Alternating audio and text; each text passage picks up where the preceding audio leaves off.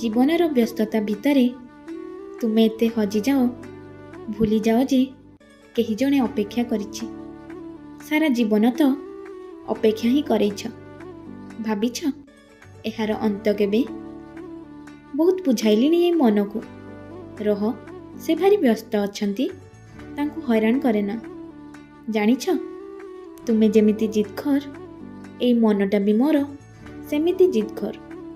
ତୁମକୁ ଏମିତି ଜାବୁଡ଼ି ଧରିଛି ଯେ ନା ମୋତେ ଛାଡ଼ୁଛି ନା ତମକୁ।